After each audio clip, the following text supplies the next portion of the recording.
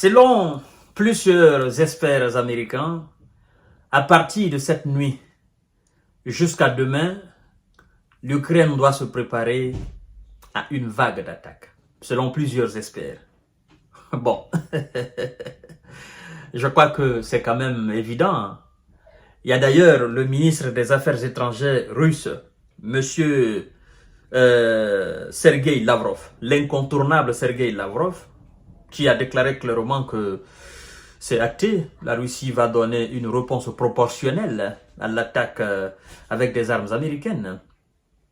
Et vous-même, vous conviendrez avec moi que certains textes, d'accord, ils essayent de tester Vladimir Poutine pour dire, bon, comme il dit qu'il a des lignes rouges, nous allons faire voir s'il ne réagit pas, s'il ne fait absolument rien, nous allons passer à la vitesse supérieure. Et les Russes ont déjà compris cela, que les Américains sont en train de les tester, voir réellement s'ils ont peur ou bien s'ils n'ont pas peur. Mais je crois que les Américains, ils font une erreur. En fait, si la Russie avait peur, pensez-vous qu'elle aurait lancé son opération spéciale militaire en Ukraine? Non. Non, parce que ça a surpris eux-mêmes les Américains, même les Européens, ça a surpris tout l'Occident. Ils s'attendaient à tout sauf ça. Alors, est-ce qu'on peut dire à une telle puissance nucléaire que on va tester, on va essayer de le titiller, et puis on va voir ce qu'il va faire par la suite? Je crois quand même qu'ils s'attendent, comme disent plusieurs experts aujourd'hui, plusieurs observateurs, je crois qu'ils s'attendent quand même que la Russie réplique, et c'est ce qu'elle va faire. Là-dessus, il y a quelqu'un qui me posait la question, Monsieur Kanté J. Visionnaire, est-ce que la Russie a l'équivalent des missiles ATACMS? Je dis, ah waouh, ça c'est pas une question qu'on pose.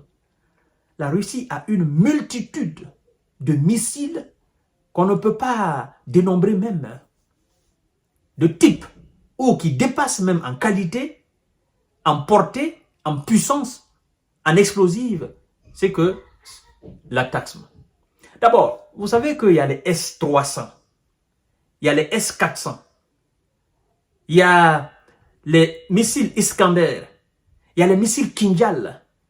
Bon, souvent, quand ils utilisent ces missiles Kinjal, ça fait énormément mal. Et vous vous souviendrez d'ailleurs que dans l'une des villes, je crois bien le mois passé, où il y avait assez de formateurs et assez de mercenaires, plus de 500 même ou 700, ce sont les missiles Kinjal qui ont été utilisés pour neutraliser ces cibles-là.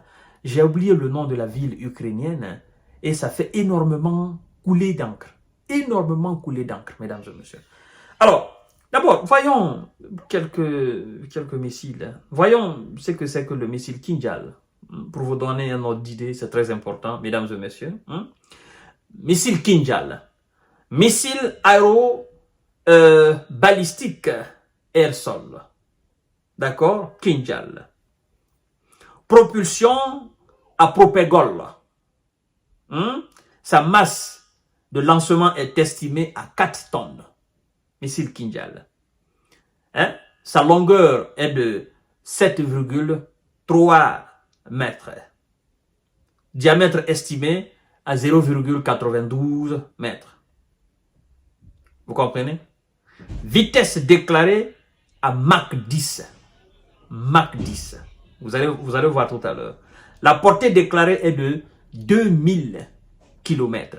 Or, le missile ATACMS, on vous dit que sa portée déclarée est de 305 km. Mais ça, missile Kinjal, c'est 2000. Donc, il y a un missile S-30, je crois que ça, c'est quelque chose de 50 à 500 km. D'accord? Il y en a aussi S400. Et ça va beaucoup plus loin. Je crois que 1000 et quelques, 1800, quelque chose comme ça là. Et donc, il y a toute une palette de missiles comme ça en Russie. Et voici ce qu'on vous dit. Le système Kinjal.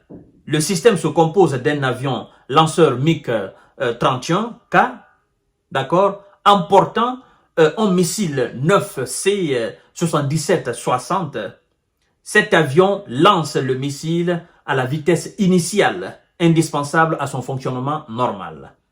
Alors, on suppose que, n'est-ce pas, le système Kinjal utilise le premier étage du missile Iskander. La longueur du missile est estimée à 7,3 et sa masse initiale à 4 tonnes. Il est annoncé avec une portée de 2000 km et une vitesse de croisière de Mach 10, environ 12 000 km/h. Oh là là, 12 000 km/h. En fait, c'est un missile, avant que le système d'interception ne soit déclenché, le missile a déjà atteint sa cible. Donc, c'est un missile. Je crois d'ailleurs que le missile a été présenté par Vladimir Poutine. Je crois que c'était le mois de mars passé. Hein. Donc, le missile est quasiment impossible d'intercepter. Donc, quand le missile est tiré, la probabilité pour qu'elle touche sa cible, cette probabilité, le pourcentage est à 99,99%. Parce que pour l'intercepter, il faut être plus rapide que lui. C'est ça le problème. Et 12 000 km, quelque chose qui va à 12 000 km/h, bon, si la chose est tirée pour atteindre une cible qui est située à 500 km, bon, quasiment, hein, la chance d'interception, elle est nulle. Hein? Elle est nulle. Parce que le missile est censé aller jusqu'à 2000 km. Mais sa vitesse, quand c'est tiré là, sa vitesse là, paf, c'est ce qui est Mach 10 à 12 000 km/h. Ça vous donne un peu l'étendue. Bon, je ne vous parle même pas des autres missiles. Il y en a trop, il y en a trop. La Russie en a trop, en a trop.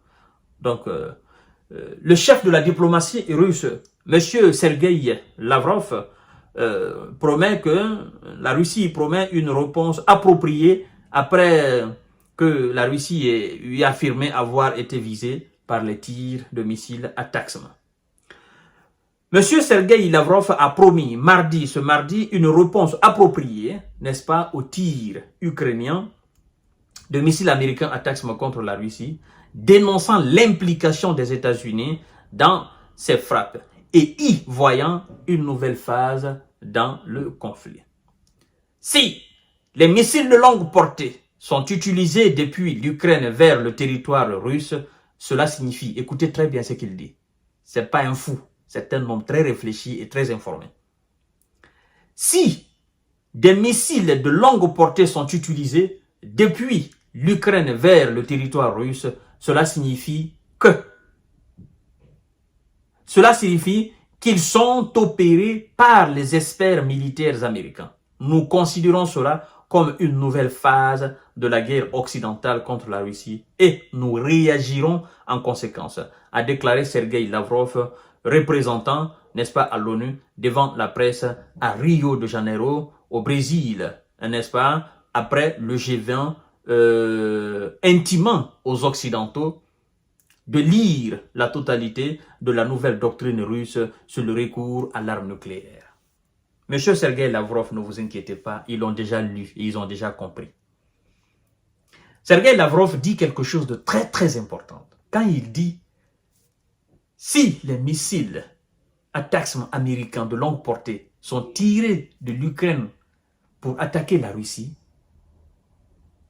il faut que vous sachiez que cette opération est effectuée par des experts militaires américains. Qu'est-ce que je vous ai dit la fois dernière? En fait, l'Ukraine n'a pas la capacité de tirer ces missiles. Non, non, non.